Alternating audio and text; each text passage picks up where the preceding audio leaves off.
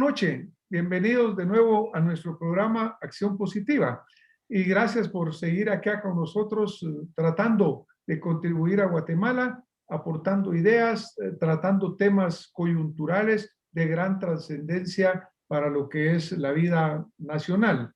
Hoy y mañana, porque no tenemos que visualizar lo que pasa hoy sin dejar de ver lo que tiene efecto sobre el futuro de Guatemala como un estado de derecho, como un país que lo que busca es el bienestar de todos los ciudadanos. Tengo el gusto de presentar a mi invitado esta noche, como es el licenciado Julio Rivera Clavería, a quien le damos la bienvenida. Bienvenida, don Julio. Muchas gracias, Francis. De verdad, es un verdadero gusto y un placer estar contigo en Acción Positiva. Y un saludo a Muchísimas todos los gracias, amigos. Julio. Pues el licenciado Rivera Clavería tiene una trayectoria conocida en el organismo judicial, en el Ministerio Público, en el Ministerio de Gobernación y una participación muy activa dentro del análisis político, dentro del comentario que hacemos como ciudadanos para aportar constantemente a que haya ideas, a que haya claridad, a que haya conocimiento. Y pues mantenemos una constante comunicación con el licenciado Rivera, leo sus publicaciones y dentro de ellas hay una reciente, Julio, que tiene que ver con el tema que nos ha venido tocando todos estos días, todos estos meses, diría yo, incluso podríamos decir años, porque está relacionado con la elección de la Corte de Constitucionalidad, de la Corte Suprema de Justicia, de las salas de apelaciones, etcétera, con el sistema del sector justicia que se vio retrasado más de 1 año y medio por diferente tipo de procesos. Pero finalmente se completa y ya tenemos una Corte de Constitucionalidad, Julio. ¿Cómo visualizas el hecho de que al fin tenemos hoy una Corte de Constitucionalidad? Pues vea, yo creo que efectivamente lo más importante es que se cumplió con lo que la ley establece. Algunos están de acuerdo, otros no están de acuerdo, pero al final es la ley y hay que cumplir exactamente con los procedimientos que la ley y la propia constitución política del país exige. El problema de la crisis profunda que está viviendo el sector justicia en Guatemala tiene sus orígenes con el autogolpe de Serrano Elías. En la Constitución Política de 1991, con esas reformas se plantearon dos temas que yo creo que son los que hoy se empiezan a darse cuenta que fue un error de fondo. La Instancia Nacional de Consenso propuso en esa época que la presidencia del organismo judicial fuera rotativa y que se incrementara a 13 el número de magistrados y que efectivamente también surgieran las comisiones de postulación. El problema es que nadie midió las consecuencias. Y hoy tú tienes un organismo judicial que efectivamente no se terminan los programas, ni los proyectos, ni las propuestas, porque es tomando posesión un presidente y empieza una lucha eterna para ver quién va a ser el próximo presidente del organismo judicial. Y en el tema de las comisiones de postulación, pues todos creímos, o por lo menos eso figuramos, que efectivamente no se iban a corromper, porque les toca de alguna manera que seleccionar a los mejores dentro de las propuestas para la Corte Suprema de Justicia, magistrados de sala, Corte de Constitucionalidad, fiscal general, director de la Defensa Pública. Por lo tanto, eso fue lo que se pensó. No quiere decir que todas las universidades, desde luego, estén complicadas como lo está la San Carlos y las universidades de cartón que efectivamente solo aparecieron para estos eventos electorales. Y entonces, yo creo que la crisis que hay hoy por hoy, Francis, es profunda en el sistema de justicia. Y solo te quiero dejar una pequeña reflexión. Hay que tomar en cuenta que el sistema de justicia es la base sobre la cual se asienta la democracia, como tú muy bien lo dijiste al inicio de esta charla. Muchísimas gracias, Julio, por esta introducción que nos pone pues realmente dentro del escenario de lo que está sucediendo. En el último artículo que tú nos compartiste, por ejemplo, se leía que evaluaciones internacionales como el índice de Estado de Derecho del Proyecto de Justicia Mundial en el 2016, imagínate, nos ubicaba en el puesto 97 de 113 países evaluados. Es decir, en el 2016, no más 4 años atrás, porque realmente es poco, porque todo este proceso se ha prolongado, pero básicamente estamos muy mal evaluados. Y esto yo creo que en vez de mejorar, creo que empeoró, porque ahora este índice seguramente nos coloca mucho peor. Entonces, cuando hablamos nosotros de que tenemos que modificar, por ejemplo, mencionamos las universidades y como bien señalas, pues se comenta, se dice, se establece que muchas facultades de derecho solo existen para participar en las comisiones de postulación. Así es. Pero bueno, todo esto es lo que la ley nos pone. Cuando hablas tú también de que lo que se requiere es una reforma constitucional para modificar ese sistema de elección. ¿Cuáles son precisamente esos cambios constitucionales que deberían hacerse para que no nos pase lo mismo de siempre? Yo creo, Francis, que fue un error la reforma constitucional de 1991. Pero como del pasado no se vive y tenemos que dibujar el futuro, yo creo que una reforma constitucional debería de plantearse, en primer lugar, buscando la eficiencia y la eficacia del sector justicia, porque también tenemos graves problemas al interno, tanto del organismo judicial como de la propia Fiscalía General de la Nación, de la propia Corte de Constitucionalidad y a la defensa pública, que no cumplen exactamente con los objetivos y la misión que tienen conforme la ley. Creo que esa reforma constitucional debería plantearse sobre la base, primero, de que efectivamente la presidencia del organismo judicial no sea rotativa, que se elija un presidente por 2 años y medio o por los 5 años, dependiendo de la temporalidad en la que van a estar, que yo creo que debería de ser mínimo 10 años.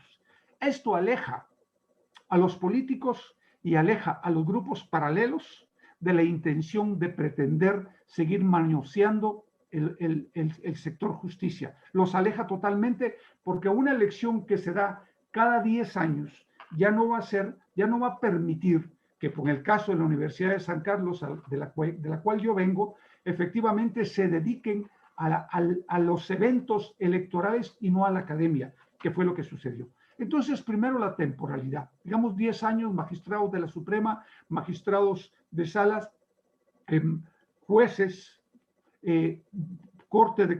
magistrados de Corte de Constitucionalidad, fiscal general, pues está bien por 5 años y la defensa pública por 5 años o por 8 años, yo no sé, buscar una alternativa en primer lugar. En segundo lugar, eliminar las comisiones de postulación y buscar nuevos mecanismos de selección y que la elección de los magistrados a la Corte, a los magistrados, al organismo judicial, a la Corte de Constitucionalidad, sean hechas en el Congreso por sorteo. Todos tienen las mismas calidades y las mismas cualidades. Entonces, de los 13 podés elegir, de los 32 podés elegir 13, cualquiera que por sorteo llegue, porque efectivamente tienen las mismas capacidades y las mismas cualidades. Creo que eso sería para poder iniciar un proceso verdaderamente de cambio. Reformar la ley de la carrera judicial para que efectivamente esta dependa directamente de la Corte Suprema de Justicia, pero que también se le den absolutamente todos la logística, los recursos y las herramientas para que puedan evaluar el desempeño de jueces y magistrados de sala. Eso es fundamental. De otra manera, ya no vamos a estar en el puesto 90, vamos a estar en el puesto posiblemente 110, 112, al paso que vamos. Y creo que eso es lo que hay que evitar a toda costa. Yo sé que es un tema muy difícil con un Congreso como el actual. Lo veo muy, muy complicado. Pero creo que hay que hacer las propuestas para que efectivamente los guatemaltecos tomemos conciencia de la importancia de hacer cambios de fondo, Francis. Ya no se puede permitir seguir haciendo lo mismo porque lo mismo ha dado pésimos resultados en el país y está más que comprobado. Muchísimas gracias, Julio. Me voy a referir, por ejemplo, a lo que hablamos de la temporalidad, de que el presidente de la Corte de Constitucionalidad, por ejemplo, dura un año, luego empieza el cabildeo inmediatamente y vemos que a veces pasan meses sin definirlo. Y otra cosa, por ejemplo, ahorita ya salió publicado y entonces ya empiezan a decir, bueno, este presidente va a tocar en este periodo. Por ejemplo, ya sabemos quién va a estar cuando sea el proceso electoral. Entonces todos empiezan a elucubrar que si va a actuar en una forma, que si va a actuar en la otra. Y como dices tú, la politización de la justicia. Y dicen que cuando la política entra, la justicia sale por la ventana. Y obviamente eso es lo que nosotros tenemos que evitar. Pero, por ejemplo, también cuando hablamos de las características que deben de tener los candidatos, por ejemplo, la Corte de Constitucionalidad, también existe una gran controversia sobre el tema de la idoneidad, cómo se define la idoneidad, quiénes son, quiénes no son, y por lo tanto es que pues hay sectores en favor de unos, sectores en contra de los otros, nunca como que nos ponemos de acuerdo, pero al final tenemos una Corte de Constitucionalidad. Yo sí creo, como tú bien señalas, que los periodos debían de ser más largos, definitivamente, para evitar este jueguito de favores, ese banquito de favores que solo viene a destruirnos. Por ejemplo, en el sistema norteamericano, cuando se elige a un justice, a un juez de la Corte Suprema de Justicia, son vitalicios. Así es. Eso sería lo ideal, ¿no crees tú? Pues podría ser. Yo creo que, mira, yo soy de un criterio. Yo conozco en Guatemala juristas del más alto nivel, de verdad, del más alto nivel.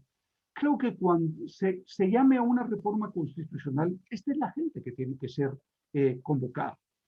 Y revisar modelos de otros países que puedan ser funcionales en el país, tomando en cuenta las características de multipluralidad, de multiculturalidad, etcétera, que en Guatemala es una realidad innegable y creo que hay que tomarlo muy en cuenta.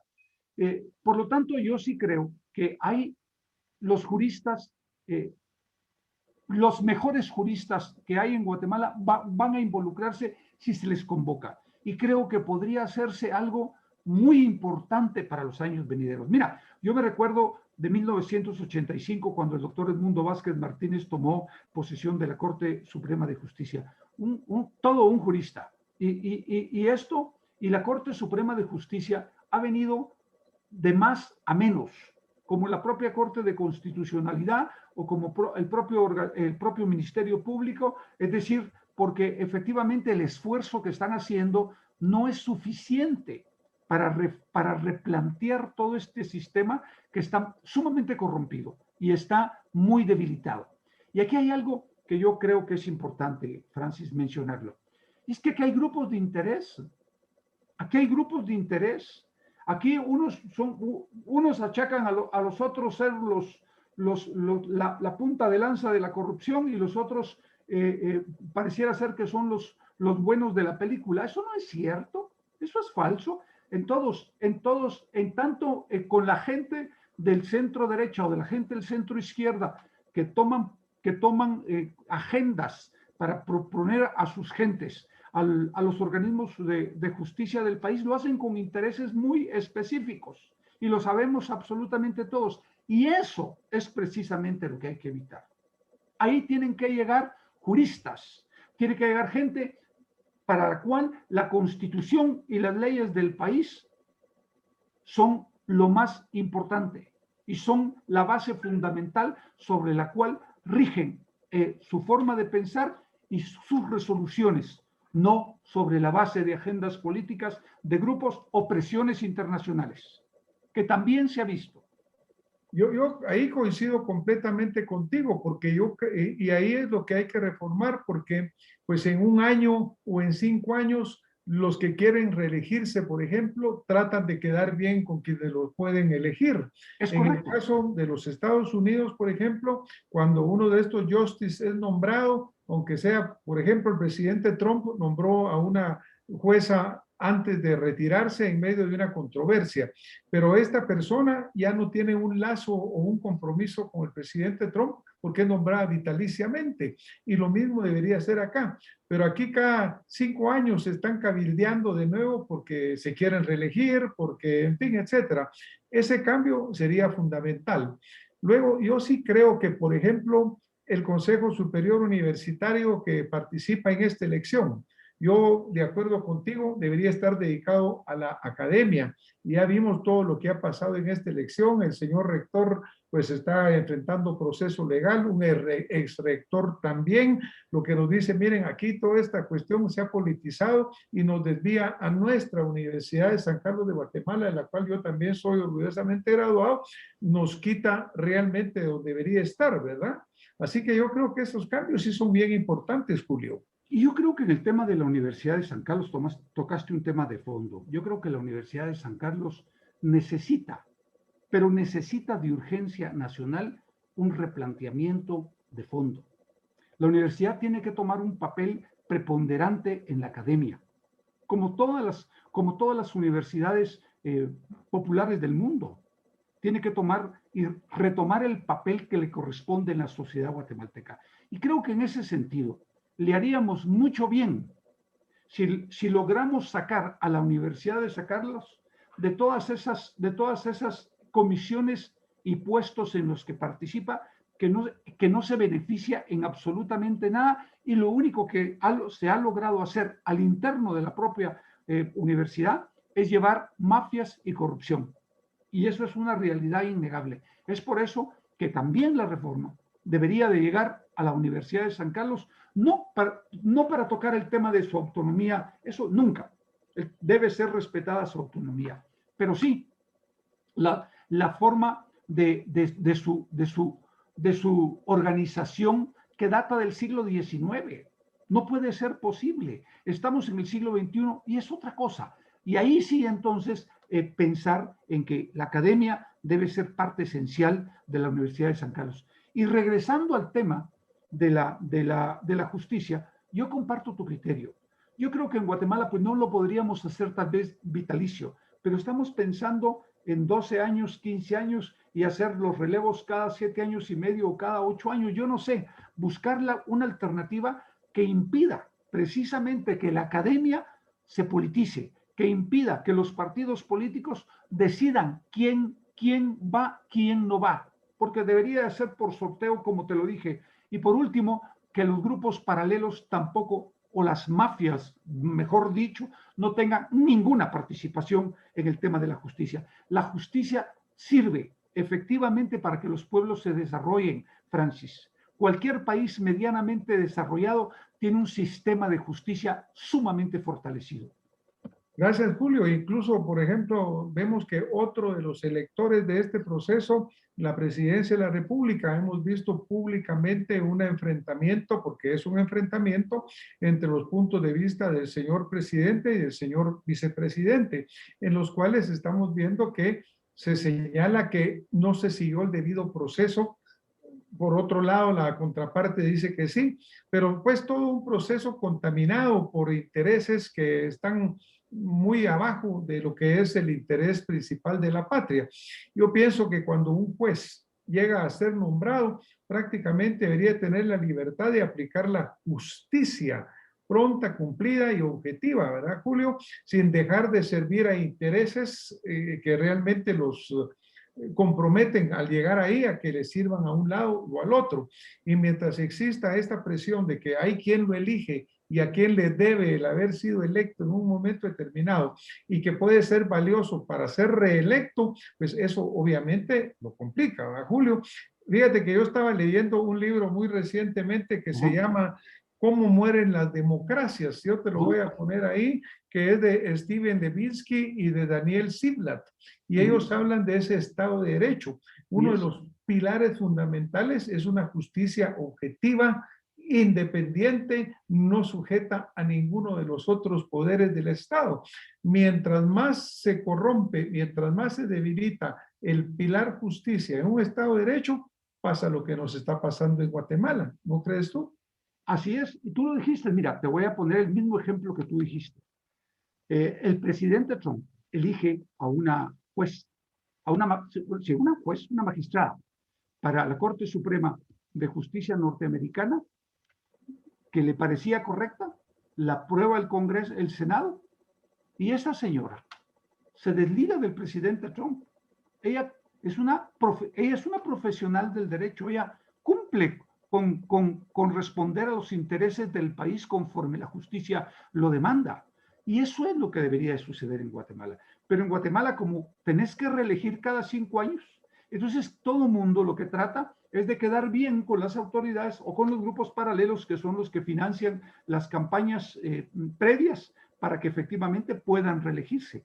Por lo tanto, yo sí creo que efectivamente cuando se tiene una justicia lo suficientemente fuerte y se puede aplicar la ley conforme el ordenamiento político, el ordenamiento jurídico de un país, los países pueden salir adelante y se pueden desarrollar. Pero lo que tenemos que detener es esta crisis profunda que cada vez se acelera más y nos puede llevar a momentos muy difíciles. Yo creo que aunque la elección se cumplieron con todos los requisitos que la ley exige, y yo estoy completamente de acuerdo en eso, creo que es importante hacer una revisión de fondo para que lleguen los mejores, Francis, para que efectivamente a la Corte Suprema de Justicia, a la Corte de Constitucionalidad, a la Fiscalía General de la Nación, a la Defensa Pública, a la Magistratura de Sala, lleguen los mejores. Y se puede, se puede. Yo estoy convencido de que simplemente es la voluntad política, primero de los señores diputados. Recuérdate que al final una reforma constitucional depende de ellos. No sé si este momento será el adecuado, pero lo importante es la exigencia del pueblo organizado para que efectivamente vaya una reforma constitucional, pero no sobre la base de una agenda previa de un grupo o de otro, sino sobre la base de una agenda de país, que es a lo que aspiramos la gran mayoría de guatemaltecos. Bueno, y como tú lo mencionas muy bien, en Guatemala existen juristas de gran calidad, Sí, los hemos tenido en el pasado, sí. existen actualmente. Claro que muchos de estos juristas de gran capacidad pudieran verse cohibidos o pudieran verse, no quiero participar porque pues hay tantas aguas sucias, tantas movidas, etcétera, que no quisieran ellos exponerse a estar en ello. Como que aquí se pregunta uno qué es primero, ¿no? ¿Qué es lo que hay que hacer primero? Porque participar personas capaces, honestas, idóneas, con un sistema de elección tan pervertido, no se van a querer atrever a hacerlo. Entonces, ¿qué va primero? ¿Qué cambiamos primero, un sistema o el otro? Porque mientras no cambie el sistema de elección, muchos no van a querer participar, Julio.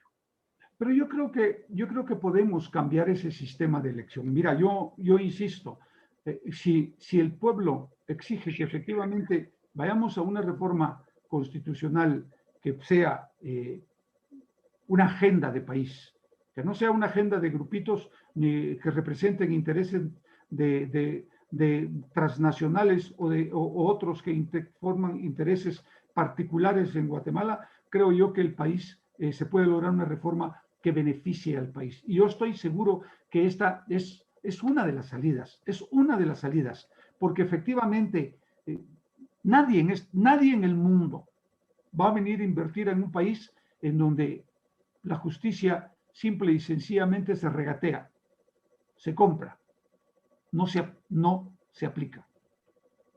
Ahora, cuando hablas de una reforma constitucional, ¿esta es a través de una Asamblea Nacional Constituyente, Julio, o puede reformarse en un proceso ordinario? Hay dos mecanismos. Yo hablaba con unos constitucionalistas y ellos me explicaban, uno, ir a través del Congreso a hacer una reforma con mayoría calificada, con los 107 votos y después una consulta popular, que creo que sería un mecanismo, pero en el que tenés que lograr grandes acuerdos interpartidarios y políticos en el Congreso de la República, que en este momento no es tan fácil. Lo veo un poco difícil. Y el otro me decía que el mecanismo podría ser que efectivamente a través de decretos legislativos se pudiera mejorar, por ejemplo, la evaluación de desempeño de los magistrados de sala, para que participen única y exclusivamente aquellos que tengan un buen desempeño durante estos 5 años. Y quienes no se quieren sujetar al desempeño, pues simple y sencillamente no participarán. Esta es una. Segundo, porque el tema de la Corte de Suprema de Justicia es que es un tema político, pero también se puede seleccionar por sorteo. Por sorteo. Yo estoy del criterio de que de 32 aspirantes que tenés para seleccionar 13 los puedes hacer perfectamente por sorteo porque todos tienen las mismas capacidades y las mismas cualidades. Lo que sucede es que hay muchos intereses. Y ahí, y lo mismo, revisar las comisiones de postulación. Creo que el papel preponderante que se le ha dado a la Universidad de San Carlos no es lo correcto, porque ha destrozado la Facultad de Derecho de la Universidad de San Carlos, la ha destrozado, así como te lo digo, porque se han olvidado de la academia los funcionarios de esa facultad y se han dedicado a la parte política, que no es lo correcto.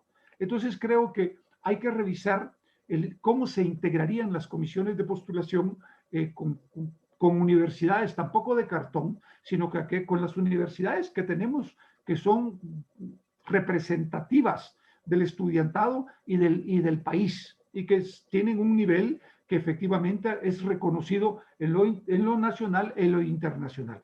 Por lo tanto, yo me inclino por esa línea. Desde luego, la otra parte es la evaluación de desempeño, como te lo digo. Creo que resulta interesante.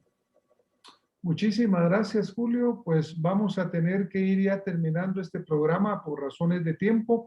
Muchísimas gracias por todo lo que nos has comentado. Coincidimos totalmente en nuestra visión de acción positiva contigo, de que es necesario primero un Estado de Derecho cimentado en un sistema de justicia que verdaderamente esté contando dentro de ella con hombres idóneos, justos, capacitados y preparados que tengan como primer objetivo cumplir con la justicia para el bien de Guatemala, que se separen de estas corrientes que los empujan y que los obligan a negociar constantemente y que puedan tener la capacidad de actuar con capacidad y con objetividad. Eso lo consideramos totalmente necesario. Tenemos que repetir las palabras de Luis Donaldo Colosio cuando decía: México es un pueblo sediento de justicia, pues Guatemala es un pueblo sediento de justicia pronta y cumplida. Y a través de una reforma que es necesaria, pues debemos de cambiar estas leyes para que logremos tener esa estabilidad jurídica tan fundamental para el desarrollo. Obviamente requiere una vocación política de los señores diputados, la cual tenemos que ser suficientemente fuertes como sociedad civil para motivarla y lograrla. Julio, hoy nos vamos a tener que ir. Muchísimas gracias por haber estado con nosotros y por todo lo que nos has compartido. Gracias a ti, Francis. Gracias por haber estado con nosotros en Acción Positiva y nos vemos entonces la próxima semana con más temas importantes para Guatemala. Gracias, licenciado Julio Rivera Clavería, y gracias a ustedes que nos han acompañado. Feliz noche con Acción Positiva.